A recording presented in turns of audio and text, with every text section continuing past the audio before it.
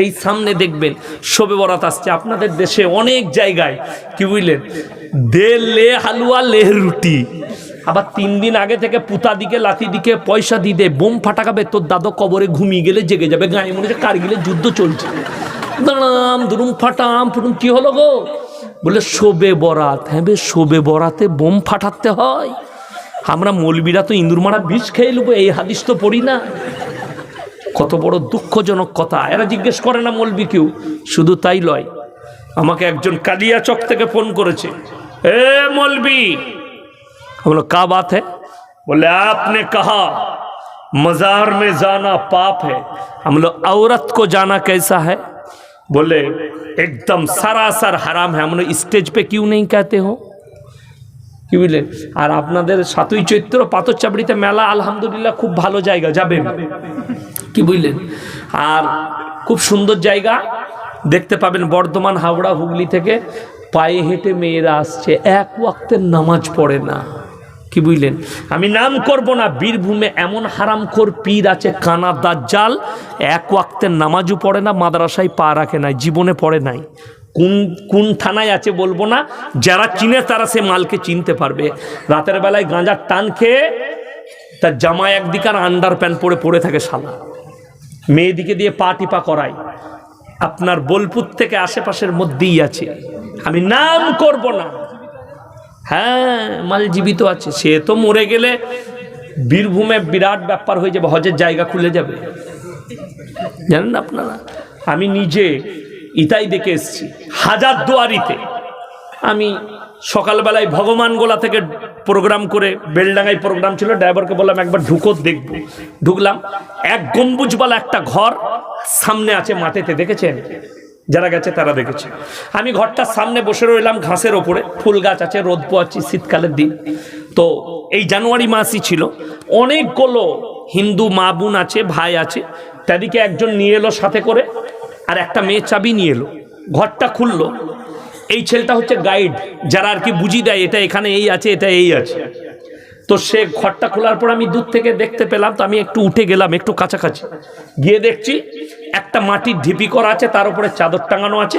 চাদরের এক কোণে আলী, এক কোণে হোসেন, ইয়া আলী, ইয়া আপনার হাসান, ইয়া ফাতেমা, আর মধ্যখানে লা ইলাহা ইল্লাল্লাহ মুহাম্মাদুর রাসূলুল্লাহ, সকলে বলুন সাল্লাল্লাহু আলাইহি সাল্লাম। তার মধ্যখানে যেটা গুঁজা আছে সেটা হচ্ছে শিবের হাতে যে ত্রিশূল থাকে, সেই ত্রিশূলটা গুঁজা আছে, জোরে বলুন নাউজুবিল্লাহ। সেই লোকটা তাদেরকে বুঝাচ্ছে, বলছে এটা কি? বলে দেখুন, আমাদের নবাব হজে গিয়েছিল, হজ থেকে মাটিটা এনেছে, যে লোকরা আর কি হজে যেতে পারবে না তারা মোটামুটি এইখানে এসে দর্শন করলে মোটামুটি হজ হয়ে যাবে। আমি তাকে বললাম, হ্যাঁ ভাই, তাহলে মোটামুটি এই সব ভাইগুলোর হজ হয়ে গেল। সে আমাকে বলছে কোথায় বাড়ি? আমি দেখলাম বর্ধমান বলি মারবে আমাকে। আমি বললাম আমার মির্জাপুরে বাড়ি, আর মির্জাপুরকে 5 হাত মাপে, কি বুঝলেন? দিয়ে বললে আপনি নিজের কাজ করেন তো? আমি বললাম না না, মোটামুটি হজ হলো তো এদের। আকীদা বুঝেলেন, সকলে জোরে বলুন নাউজুবিল্লাহ। আল্লাহ এই সমস্ত পাপ থেকে, শিরক থেকে, বেদাত থেকে সমাজকে হেফাজত করুক, জোরে বলুন আল্লাহুম্মা আমিন। আল্লাহর ওলি বারহাক, কিন্তু তার আখলাক চরিত্র উলামাদের কাছ থেকে জানবেন। আসল উলামা, আসল পীরের আখলাক চরিত্র জানবেন এই উলামাদের কাছ থেকে। সবাই হাত তুলে বলুন তো আজ থেকে কোরআনের সঙ্গে সম্পর্ক করবো, হাত তুলেন, জোরে বলুন ইনশাআল্লাহ। আমি 2 মাস আগে একটা বিয়ে ঠিক করতে গিয়েছিলাম, বিয়েতে দেখছি এত নাস্তা, বাঙালিদের যেটা অভ্যাস, মুসলমানদের কলজে ভুনা, গুড় দু, মিষ্টি, মুরগি, পরোটা সব খাওয়া হয়ে গেল। ফলের নাস্তা আসরের পরে দিয়েছে চা বিস্কুট, চা বিস্কুট চানাচুর দিয়েছে, ডিম দেয় নাই। বলে আল্লাহ, ডিমটা দিলে না কেন? ভুলে গেল নাকি? না পয়সা নাই। ঘর পালিয়ে এলাম। আমি আমার গিন্নিকে জিজ্ঞেস করলাম, হ্যাঁ গো ডিম দিলে না কেন বলো দিনি? বলে তুমি জানো না মেয়েরা বলে ডিম দিলে বিয়ে ভেঙে যাবে না। তোবা, মুফতি সাহেব খেপে যাবে, এসব খুঁজে পাবে না, কোনো ফতোয়ার কিতাবেও নাই, হাদিসেও নেই, মৌলবীগুলো খেপে যাবে সব। আমাদের মাথা আউট হয়ে যাচ্ছে। ডিমের মালিক সকলে বলুন কে? আল্লাহ। তাহলে ডিম কি করে বিয়ে ভাঙাবে তোর? কথা বুঝতে পারেন নাই? তারপরে অনেক মেয়েদের শুনলেন, মেয়েদের হাদিস বলছে বিয়ে ঠিক করতে গেলে জিলাপি দিতে নাই, পেঁয়াজ লেগে যায়। জিলাপিতে পেঁয়াজ লাগানো আছে? আল্লাহ ই ফতোয়া কোথা থেকে বার করলে, কোন হাদিস আছে জানি না। আমি খালি চিন্তা করি, যদি জিলাপি দিলে তোর বিয়ের প্যাঁচ লাগে, তাহলে যে তৈরি করছে তার কত প্যাঁচ লেগে আছে, সে তো চালিয়ে গেছে, খালি তার প্যাঁচ আর ছাড়বে? বড় কষ্ট লাগে। কুসংস্কার এগুলো হচ্ছে বেদাত, এইগুলো সমাজ থেকে মুছা দরকার আছে। আমার মায়ের সময় এই সামনে দেখবেন শবে বরাত আসছে আপনাদের দেশে অনেক জায়গায়, কি বুঝলেন, দে লে হালুয়া লে রুটি, আবার 3 দিন আগে থেকে পুতা দিকে লাথি দিকে পয়সা দিতে বোম ফাটাকাবে, তোর দাদু কবরে ঘুমিয়ে গেলে জেগে যাবে, গায়ে মনে হচ্ছে কারগিলের যুদ্ধ চলছে, দাঁড়াম দুরুম ফাটাম ফুটুম। কি হলো গো? বলে শবে বরাত। হ্যাঁ বে, শবে বরাতে বোম ফাটাতে হয়? আমরা মৌলবীরা তো ইঁদুর মারা বিষ খেয়ে নেবো, এই হাদিস তো পড়ি না। কত বড় দুঃখজনক কথা। এরা জিজ্ঞেস করে না মৌলবী কেউ। শুধু তাই লয়, আমাকে একজন কালিয়াচক থেকে ফোন করেছে, এ মৌলবী, बोलो क्या बात है? बोले आपने कहा मजार में जाना पाप है, हम लोग औरत को जाना कैसा है? बोले एकदम सरासर हराम है। हम लोग स्टेज पे क्यों नहीं कहते हो? কি বুঝলেন? আর আপনাদের 7ই চৈত্র পাথরচাবড়িতে মেলা, আলহামদুলিল্লাহ খুব ভালো জায়গা, যাবেন, কি বুঝলেন? আর খুব সুন্দর জায়গা দেখতে পাবেন। বর্ধমান, হাওড়া, হুগলি থেকে পায়ে হেঁটে মেয়েরা আসছে, এক ওয়াক্তের নামাজ পড়ে না, কি বুঝলেন? আমি নাম করব না, বীরভূমে এমন হারামখোর পীর আছে, কানা দাজ্জাল, এক ওয়াক্তের নামাজও পড়ে না, মাদ্রাসায় পা রাখে নাই, জীবনে পড়ে নাই। কোন থানায় আছে বলবো না, যারা চিনে তারা সে মালকে চিনতে পারবে। রাতের বেলায় গাঁজার টান খেয়ে তার জামা একদিকে আর আন্ডার প্যান্ট পরে পড়ে থাকে শালা, মেয়েদিকে দিয়ে পা টিপা করায়। আপনার বোলপুর থেকে আশেপাশের মধ্যেই আছে, আমি নাম করব না। হ্যাঁ, মাল জীবিত আছে, সে তো মরে গেলে বীরভূমে বিরাট ব্যাপার হয়ে যাবে, হজের জায়গা খুলে যাবে, জানেন আপনারা। আমি নিজে ইতাই দেখে এসেছি, হাজারদুয়ারিতে। আমি সকালবেলায় ভগবানগোলা থেকে প্রোগ্রাম করে, বেলডাঙ্গায় প্রোগ্রাম ছিল, ড্রাইভারকে বললাম একবার ঢুকো দেখবো। ঢুকলাম, এক গম্বুজওয়ালা একটা ঘর সামনে আছে মাঠেতে, দেখেছেন? যারা গেছে তারা দেখেছে। আমি ঘরটার সামনে বসে রইলাম ঘাসের ওপরে, ফুল গাছ আছে, রোদ পোয়াচ্ছি, শীতকালের দিন তো। এই জানুয়ারি মাসই ছিল। অনেকগুলো হিন্দু মা বোন আছে, ভাই আছে, তাদেরকে একজন নিয়ে এলো সাথে করে, আর একটা মেয়ে চাবি নিয়ে এলো।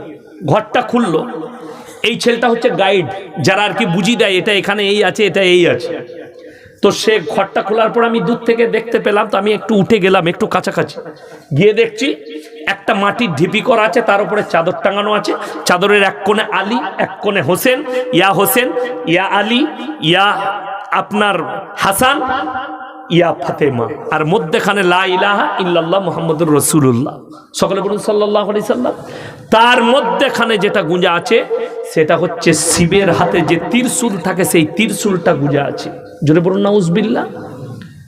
সেই লোকটা তাদেরকে বুঝাচ্ছে, বলছে এটা কি? বলে দেখুন, আমাদের নবাব হজে গিয়েছিল, হজ থেকে মাটিটা এনেছে। যে লোকরা আর কি হজে যেতে পারবে না, তারা মোটামুটি এইখানে এসে দর্শন করলে মোটামুটি হজ হয়ে যাবে। আমি তাকে বললাম, হ্যাঁ ভাই, তাহলে মোটামুটি এই সব ভাইগুলোর হজ হয়ে গেল। সে আমাকে বলছে কোথায় বাড়ি? আমি দেখলাম বর্ধমান বলি মারবে আমাকে। আমি বললাম আমার মির্জাপুরে বাড়ি, আর মির্জাপুরকে 5 হাত মাপে, কি বুঝলেন? দিয়ে বললে আপনি নিজের কাজ করেন তো? আমি বললাম না, মোটামুটি হজ হলো তো এদের। আকীদা বুঝেলেন। সকলে জোরে বলুন নাউজুবিল্লাহ। আল্লাহ এই সমস্ত পাপ থেকে, শিরক থেকে, বেদাত থেকে সমাজকে হেফাজত করুক। জোরে বলুন আল্লাহুম্মা আমিন। আল্লাহর ওলি বারহাক, কিন্তু তার আখলাক চরিত্র উলামাদের কাছ থেকে জানবেন। আসল উলামা, আসল পীরের আখলাক চরিত্র জানবেন এই উলামাদের কাছ থেকে। সবাই হাত তুলে বলুন তো আজ থেকে কোরআনের সঙ্গে সম্পর্ক করবো। হাত তুলেন, জোরে বলুন ইনশাআল্লাহ। কোরআনের সাথে সম্পর্ক। মায়ের দিকে বলবো, ভাইয়ের দিকে বলবো। আপনাদিকে লাস্ট কথা বলি, 3টে কথার উপরে আমল করলে আল্লাহ তাদের মালেতে বরকত দেয়। জোরে বলুন সুবহানাল্লাহ। 3টে কথা 3 জনের প্রতি। وآت ذا القربى حقه والمسكين وابن السبيل ولا تبذر تبذيرا। হে আমার বিশ্ব নবী, ওয়াআত যাল কুরবা, সবথেকে প্রথমে টাকা খরচ করবে আল্লাহ যদি মাল দেয় তোমার কাছের গরিবের কাছে, তারপরে দ্বিতীয় নম্বর ওয়াল ইয়াতামা ওয়াল মাসাকিন, তারপরে এতিম আর মিসকিনের সম্পত্তি, তারপরে আবনাস সাবিল ওয়ালা তুবাদ্দির তাবদীরা, তারপরে তোমরা দেখবে তোমাদের কাছে মুসাফির কে এসছে। আজকে মুসাফিরকে আমি কালকে চলে যাব আমি ধুলিয়ান, ঔরঙ্গাবাদ, আমার ভাই এই তিনজনের সঙ্গে যারা ভালো ব্যবহার করে আল্লাহ তাদের মালেতে বরকত দেয়। জোরে বলুন আল্লাহুম্মা আমিন।